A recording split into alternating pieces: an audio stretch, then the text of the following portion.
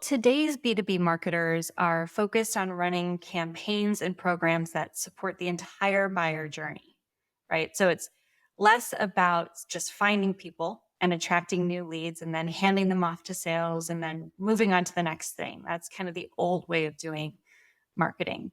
But today it's about meeting the buyer where they're at every stage of the process, which includes while the buyer is engaging with a sales rep. Hello and welcome to Signals by AlphaSense, where we hear thoughtful insights from business leaders, investors, and experts. Hello and welcome. You're listening to Signals by AlphaSense, and I'm your host, Nick Mazing. Today, welcome Jess Raggio, VP of Revenue Marketing here at AlphaSense, and we're going to discuss the modern marketing technology stack. Now, most people, when they think about marketing, they might think of Super Bowl ads or coupons and rebates, but the world of B2B marketing is much more complex, both in terms of programs and in terms of technology tools. Jess oversees a number of programs from email marketing to content marketing, content syndication, search and display ads, events, webinars, website customization, optimization, automated lead scoring, and a lot more. So there's obviously a lot of technology that goes on behind the scenes, which is known as MarTech or marketing technology. Jess, welcome. And can you tell us a little bit more about yourself and about your work? Sure. First, hi, Nick. It's great to be here. So, a little about me. I have been in B2B marketing for nearly 20 years, and I've worked in a variety of roles across marketing organizations and in a variety of industries as well. And over that time, I've seen and been a part of a number of marketing transformations. Truthfully, things are so different now than they were when I started out, especially with regard to how we market and the technology we use to make those connections and build those relationships with our buyers. In my current role, I lead the team that's focused on planning, executing, optimizing marketing programs that are designed to engage prospects, so new folks that we want to bring in and drive revenue, hence the term revenue marketing. And that's a bit of a newer phrase in marketing. It's an evolution of what people might be more familiar with, which is demand generation. And that's part of revenue marketing today. So what our team does, we look to bring in net new contacts into our database across our target audiences, across our segments. And from there, we create an ongoing flow of content and engagement across a variety of mediums to both attract those folks and then nurture them along their entire buyer journey. So what we want to do is create a personal experience across all the different touch points or engagements prospects have with our brand, ultimately resulting in pipeline for our sales team and revenue for the company. In parallel to that, our team also helps run the content marketing, digital marketing, and event programs that support our customer and product marketing teams on their missions. They're helping to engage, retain, and grow revenue within the existing customer base. Marketing operations is a function that also sits on our team and is very relevant to our discussion today. So they're responsible for supporting the implementation and the management of all of the processes and the tech stack that help the entire marketing team run our programs and our day-to-day effectively and efficiently. So when we think about demand generation, well, I should be saying revenue marketing, but demand generation is a core function of marketing. What are the main programs that a typical B2B business runs? Well, today's B2B marketers are focused on running campaigns and programs that support the entire buyer journey, right? So it's less about just finding people and attracting new leads and then handing them off to sales and then moving on to the next thing. That's kind of the old way of doing marketing. But today it's about meeting the buyer where they're at every stage of the process, which includes while the buyer is engaging with a sales rep. So we want to make sure that we're providing air cover with compelling content that is relevant to what that person is looking to learn or the problem they're trying to solve at any given moment. And what that is will change for each of those people as the buying process progresses. So today's B2B marketing programs have to be highly personalized. They have to be highly targeted. They have to be, importantly, driven by what the buyer wants rather than what the company wants to push on them.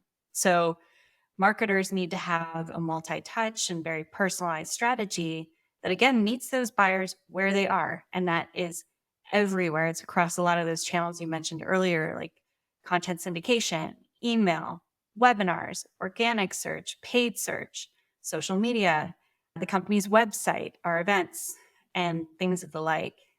And as part of that, too, marketers have to make sure they are closely aligned with our partners in sales because these programs, again, they help support sales conversations.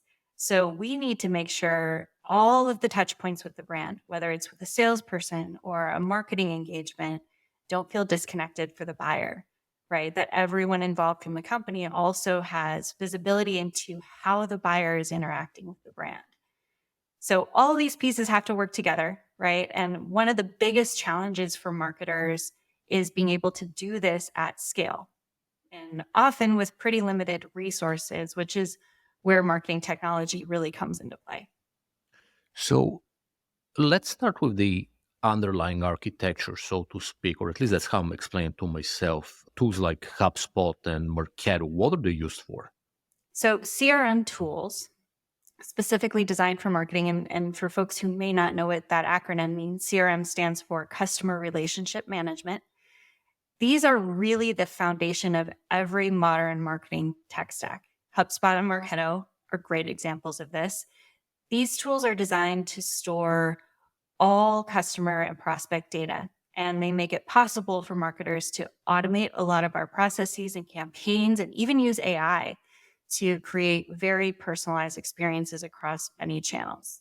So CRMs help marketers collect and look at all types of data points that can include behavioral data points and firmographic data points, which helps us understand intent. It helps us identify where buyers are in their journey, whether they're just starting to look for solutions to a problem or if they've narrowed down their choice to just two vendors and they're comparing all of the products in detail. These tools make it possible to identify what action or what activity is most likely to help the buyer move to the next step, move forward. So we can see when they have the highest propensity to be open to a sales conversation or to determine if they might be disengaged and we should maybe leave them alone. It can even help us figure out who we should exclude entirely or qualify out of the buying process proactively because they might not fit the right buying profile or they're trying to solve a problem that the company can't help with. So in doing that, we don't waste the buyer's time and we don't waste our salespeople's time. So because these tools are so foundational to everything that marketers do, it's critically important that they easily connect or integrate with the rest of the tech stack. So that includes the technology that helps marketing understand attribution, analyze the performance of campaigns, as well as, and this is also pretty important, the CRM that the sales organization uses, which might be part of the same family, the same parent company, but is likely different than the CRM that a marketing team will use day to day. And now, switching gears a little bit, when we think about channels with which you reach prospects, let's start with email marketing. So, how does email marketing fundamentally work? What are the main tools? What are the main objectives of email? Which is, it seems like a lot of business still gets done over email. Oh, for sure. Email marketing really is like one of the central ways that brands engage their customers and prospects. And it's used in so many different ways to accomplish so many different objectives. From a new business perspective, it can be used to warm up new leads that have come into the database. It can nurture them with personalized emails that feature content that could be intended to capture their attention or educate them on more of a brand solution or create urgency or simply just foster a relationship and engagement, but driving toward a sales outcome. It can also be used to run promotions that are designed to generate immediate purchases and immediate revenue, right, with special offers. Or on the flip side of that, it can be used to maintain relationships with existing customers. We all know it's a lot more expensive to find new folks and acquire them than it is to keep the customers you have. So email can help educate about new value they can get from the product, can help make them aware of the latest updates from the company. And there are, of course, more than just those few use cases. But the point being that brands are using email in a variety of ways to accomplish a number of these objectives.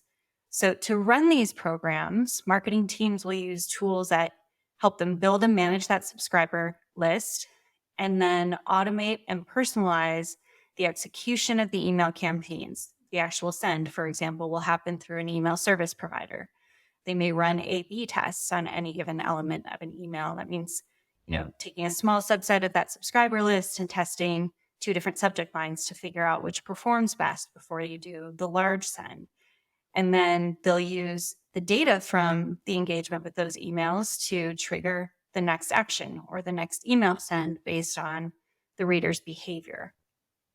Marketers will also use tools to design and build and test their emails before they send them, including corresponding landing pages where the reader will land after they click on the call to action in the email itself. And then they'll also use tools that will help them measure the performance of the campaign.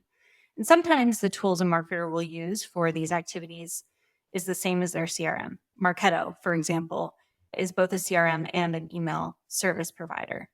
But sometimes marketers will need to use additional tools, and that will often happen when a design doesn't fit an existing template, so they need something brand new created, or if they're in a circumstance where they need robust QA to happen before any email goes out the door. But then it's important for those tools to connect back to the CRM, to connect to the email service provider. One other thing that's important to note about email marketing is it's an area that's often pretty heavily regulated. So often you'll run into a lot of restrictions that depend on the location of the person who's going to receive the email. Even if the company is not located in that country or region, they're still required to abide by the regulations that are applicable to that person. So an important consideration is that the technology a marketer uses should help manage the opt-in or unsubscribe process, as well as the status of every subscriber. So that will help to protect the company from sending an email they shouldn't and violating one of those regulations. Another important channel besides email is webinars for B2B marketing. What goes behind the scenes? Because it's not just the video which people actually see. Everything has to work together, just like you described with email, from the sign-up pages to the follow-up activities and so on. Yeah, absolutely. It's a great point. There is so much that goes into getting to the actual execution of a webinar, and quite a bit that happens after the event has ended. So before you even get into planning promotions or getting your registration pages live or building your slides, there are a number of decisions that need to be made about the type of webinar that will be run. So marketers are asking themselves, will the webinar be fully live? Or will it be a hybrid that's pre-recorded but have live Q&A? Will it be fully pre-recorded, including Q&A? And then do you want to have an on-demand version available after the fact for download? And in most cases, the answer to that is going to be yes, right? Because you'll get a lot more out of the content that way. Then once you've decided that, you're looking at, are you going to use slides or videos during the presentation? Do you want to interact with your audience with polls or breakout rooms? Do you want your attendees to be able to chat with each other? Or do you want them to only be able to ask questions of moderators? And you're thinking about how many presenters you're going to have and how you want them to interact. And on top of that, are there specific branding or accessibility or security requirements that you have to consider? And every webinar is going to be different. They're going to have different combinations of answers to these questions. So when marketers are evaluating webinar technology, it's really important for them to understand the amount of flexibility they need for their specific business to be able to customize the capabilities of each webinar. And that'll be based on the objective of the webinars, the topics, the needs of your audience, and a number of other key factors. So the more of these different capabilities you want to be able to incorporate, the more robust the webinar platform you choose will need to be. But it's also important to look at how webinar technologies integrate with the rest of the tech stack, right? Whether you want to build your own registration page or use your CRM or use the webinar platform's registration page capabilities, it's really important that the registration data is accurately and securely passed between these technologies. And that has to happen in a timely manner because you've got confirmation emails, reminder emails, and follow-up emails that will be automatically sent. And then you'll also want to post your on-demand version of the webinar from the platform to your website and have a form to capture lead data in order to access it. Beyond that, marketers will also want to make sure that any of the engagement data, right, any information about the attendees from the webinar is sent to the CRM because they can combine that information with all the other data they have about those contacts and really fuel being able to personalize the next step in the buying journey for each of those individuals.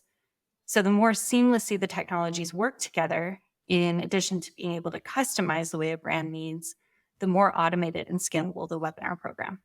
Let's talk about the websites now. One thing that was really eye-opening is that, and we're not talking about e-commerce, we're talking about like regular B2B SaaS websites. One thing that was really eye-opening, and to me, and I think most people don't realize is, it's not just about, information, getting in touch, requesting trials. So it's much more complex than this. So there is things like customizing the content based on visitor profile. So what should a modern website actually do and how?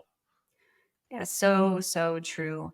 Websites are a really integral part of a business as a whole. And a key part of making sure the marketing engine itself can do its work. I mean, if you think about it, at least in most cases today, especially on the B2B side, the vast majority of buying activities are done in a digital space. That's research, comparisons, validations, trials, war research, reviews. And that means really the website is a primary way that everyone from prospects to customers to partners, investors or prospective investors, all directly integrate with your brand and understand your products. And it is complex because each of these visitors has a different depth of knowledge about your company. They are at a different stage in their buying journey or their journey if they're not a buyer.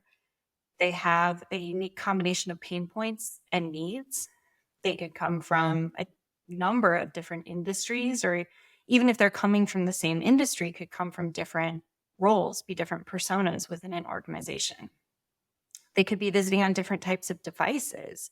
So that experience on mobile versus desktop really matters.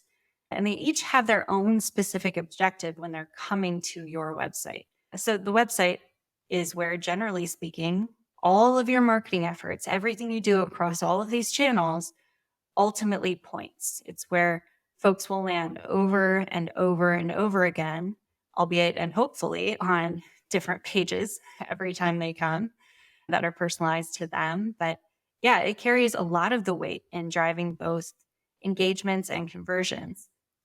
I mean, we could go deep in a number of different angles of website strategy, but from a marketing technology perspective, modern websites need to be scalable. And a big part of this is making sure that they are built on a content management system that is easy to manage, adjust, and update without heavy reliance on developer resources.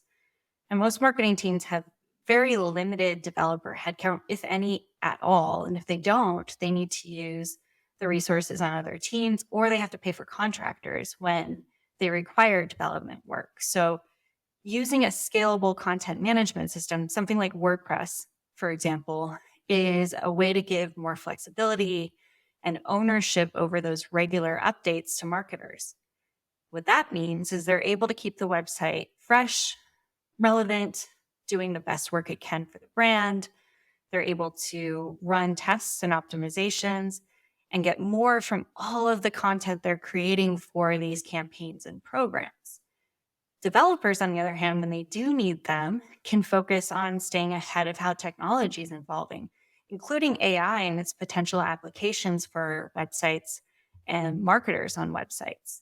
And they can work on things like customizations that you mentioned and enhancements as well as important ongoing optimizations for accessibility or maintenance, because it is really critical that these websites are high performing. So everything from the videos on it to the content to the images or interactive capabilities, nothing on the site should slow down the user experience. Now, another key element for modern marketing websites is that ability to personalize and customize the experience for each visitor. Of course, again, you need to be able to do that at scale without requiring the help of a developer every time. So if you can identify key traits of a visitor, these tools, and an example of this would be a tool called Mutiny, they make it possible to automatically present that visitor with a page that speaks their language, addresses their most likely needs, or presents them with the next best action based on where you know they are in their journey.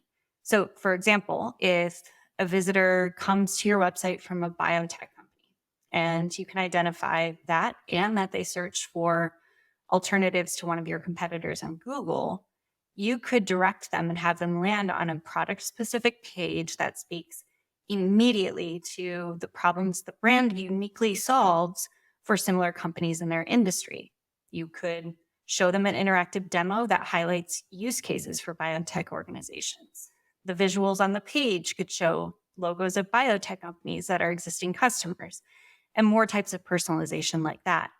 Because modern buyers really do want to know that brands understand them and understand their needs at that kind of exact moment in time. Of course, without being like creepy and overly personalized. But if you're showing that every single visitor the same message, the same images, the same offers, that's really been proven to be a lot less effective than helping the visitor and saving them time, you know, helping them to avoid having to click through the site to try and find what they need, if they even spend the time to do that in the first place.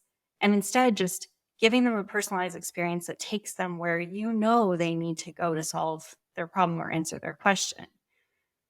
Another benefit, these tools will often learn from the data on the site and the performance of these personalized experiences, and they can automatically make recommendations to marketers for optimization and testing. The tools themselves, too, can make it possible for marketers to easily and often run conversion rate optimization tests on the site, which is something marketers should be doing all the time, right? You want to be testing calls to action, headlines, the position of the content or images on the page, even just the color of the buttons to see what will work better and better. Those incremental improvements can have a big impact on pipeline and revenue. I will say one key consideration when evaluating all of these tools to use for your website or on your website, even if you're testing a new technology, is how well it integrates with the rest of the stack, right? I know I sound a bit like a broken record at this point, but it's true that the integration with your marketing CRM will mean that you're getting the data to inform those personalized experiences or learn from how someone behaves to understand where they are in their journey. And also importantly, to be able to capture form fill data from the site and feed it into the database.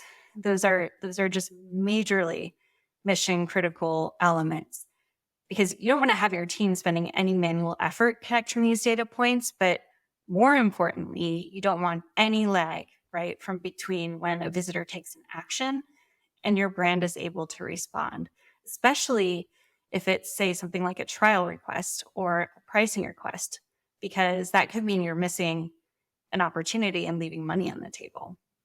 Last kind of element that people should be thinking about is how they're going to be able to connect to data analytics tools, because marketers are more and more data driven every day, and they need to be able to learn and improve performance over time. And you can't do that with disparate points of data. Another very visible aspect of B2B marketing is search and display ads. So, how do these actually work? Well, paid media is a very strong channel for a lot of marketers, and it has the ability to reach buyers at all stages of the journey with ads that are specific to where they are and what their needs are at that time. Paid search and display ads are two of the biggest types of campaigns, though there's also paid social and video. Those are other options marketers can tap into. Simply speaking, though, paid search ads are those for which marketers bid on keywords or phrases that someone might type in as part of a search on something like Google or Bing. So when the search results come up, if the visitor has used those words, the ad is shown to the viewer. It's marked as sponsored or ad, and it's just below the search bar, right above the organic search results. This is great for several reasons. That it allows for the most strong targeting, not only for searches that include the name of the company, branded searches, but also for searches that might be relating to your competitors or problems that target audiences are trying to solve, which can draw in new and very high intent leads that may have never heard of your company. They might not even know it exists, but they're in need of a solution like what the company offers. Display ads, on the other hand, they're a bit more visual than text-based search results, but they're not reliant on someone actively searching for a keyword in order to be presented to them. And they can also appear on a larger number of sites that are within the vendor's display ad network. So they don't only show up in Google search results. In this case, what a marketer will do is provide the vendor, Google, for example, with targeting parameters for each of their display ads. And then Google takes those parameters and presents the ads to people who fit them on appropriate sites across their network. This type of ad is really great for building awareness among audiences that might not have a need right at this moment, but they fit your brand profile. They will likely have a need in the future. And it gives marketers an opportunity to start building a relationship and increase that brand awareness before that purchase need comes up. You can also start building some urgency around the need for a solution like the one that you offer. Similar to the other types of programs we've talked about, you can run paid search and display ads on their own, but they become much more powerful and effective if they're integrated with CRM systems. So this would let marketers get insights into the lead quality from these sources and any adjustments they should make based on that data. They could also potentially leverage dynamic audience lists to increase the impact of these types of campaigns. So it really, a lot of it boils down when you're looking at different technologies, different channels, different programs, to being able to connect all of these pieces together to get a full view of the buyer, the customer, and be able to make those future experiences more and more personalized. Jess, thank you for joining us.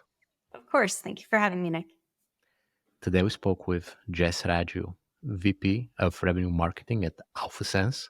We got a great overview of the modern B2B marketing tech stack. There's really so much going on behind the scenes, and I hope you learned as much as I did. This was another episode of Signals by AlphaSense. My name is Nick Mazing.